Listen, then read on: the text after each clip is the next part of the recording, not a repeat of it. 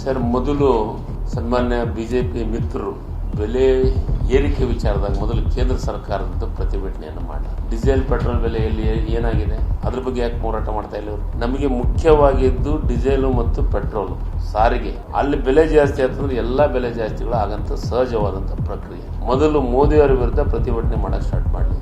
ಜಿಲ್ಲಾದಾಗ ಅಡ್ಡಾಡಕತ್ತಿರಲ್ಲ ವಿಜೇಂದ್ರ ಅವರು, ದಯಮಾಡಿ ಡೆಲ್ಲಿಗೆ ಹೋಗ್ಲಿ, ಲೋಕಸಭೆ ಮುಂದೆ ಕುಂದಿರ್ಲಿ.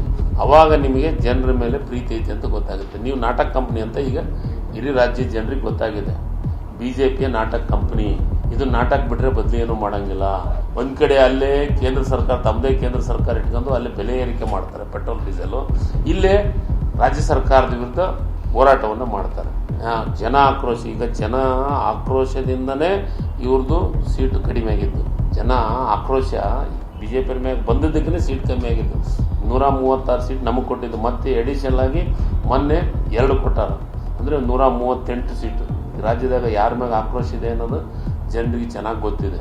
ಬಿಜೆಪಿ ಗಿರಾಕಿಗಳೆಲ್ಲವೂ ನಾಟಕ ಕಂಪನಿ ಗಿರಾಕಿಗಳು. ಇವರು ನಾಟಕ ಮಾಡಕತ್ತಾರ. ಕೇಂದ್ರ ಸರ್ಕಾರದ ವಿರುದ್ಧ ಮೊದಲು ಪ್ರತಿಭಟನೆ ಮಾಡಲಿ. ಮೊದಲು ಕೇಂದ್ರ ಸರ್ಕಾರಕ್ಕೆ ಹೋಗಲಿ.